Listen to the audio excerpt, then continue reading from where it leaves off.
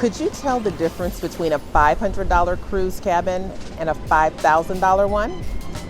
I book both for my clients, and today I'm going to walk you through exactly what you get at each price point and help you decide whether that upgrade is actually worth it. Let's start at the bottom, an interior cabin. No windows, no balcony, about 130 to 170 square feet. On a 7-day Caribbean cruise, this can run you around $500 per person. For example, I recently priced a 7-night Norwegian Caribbean sailing out of Miami to the Dominican Republic. And an interior cabin came in around $700 per person versus $1,200 for the same room type on a peak spring break week. So timing matters just as much as cabin type. Is it worth it? If you're someone who uses their cabin just to sleep and shower, absolutely. You're on a ship with pools, restaurants, shows, and 3 new countries. The cabin is the least important room. But if you're claustrophobic or you like to wake up to natural light, this might not be for you. One more group I'd steer away from interior cabins would be anyone doing a longer sailing like 10 nights or more. That windowless feeling that's easy to ignore for about a week, and then it can start to wear on you by day 8.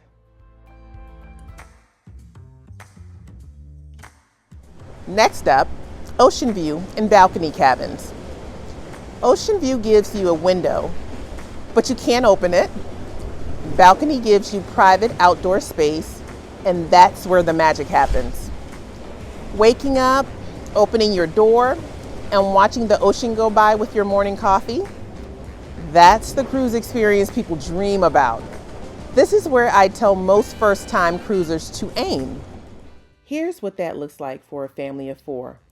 On that same 7-night itinerary, you're looking at roughly $1,100 to $1,600 per person for a balcony versus $800 for interior. So call it an extra $1,200 to $3,200 for the whole family. Worth knowing before you fall in love with the suite 3 tiers up. One thing that trips people up, not all balconies are equal.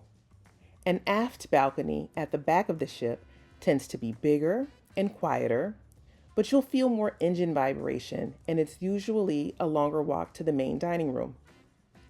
A side balcony is smaller, but more central. If quiet mornings matter more to you than convenience, ask your advisor to check aft availability specifically.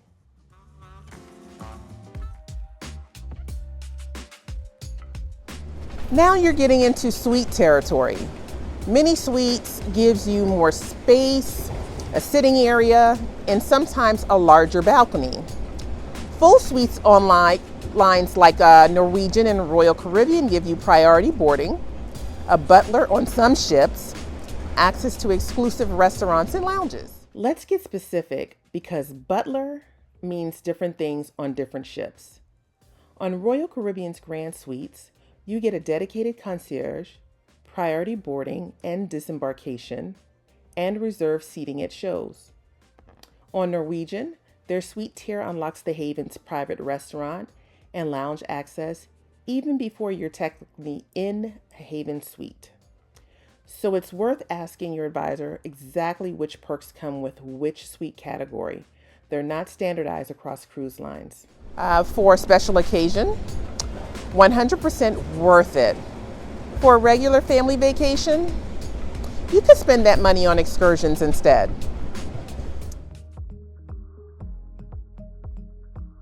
And then there's the top tier Norwegians of the Haven.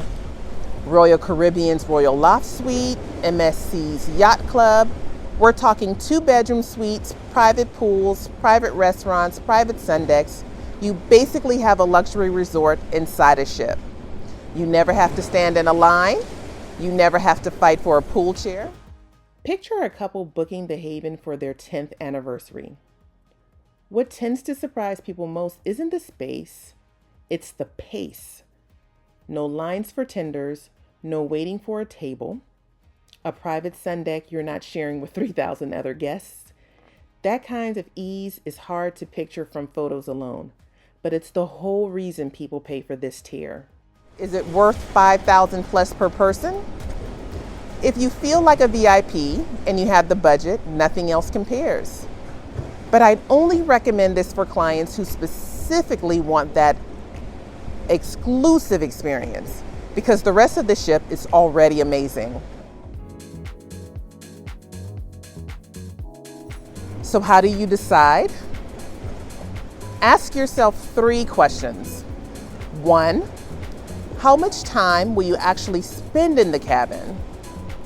2, is this a special occasion or a regular getaway? 3, what would you do with the money you saved by booking a cheaper cabin? Here's how that plays out. Say you're set on a suite for a standard family trip. Walk through these 3 questions and you may realize your kids will barely be in the cabin. They'll be at the pool and the kids club all day. Book a balcony instead and put the savings toward a private excursion in St. Thomas. For a lot of families, that excursion ends up being the highlight of the whole trip. Sometimes upgrade is better spent on a shore excursion in St. Thomas. Not sure which cabin is right for you? That's literally my job. I'll walk you through the options, compare the value, and make sure you're getting the most bang for your buck. Link in the description or DM me on Instagram @Brown Signature Travel.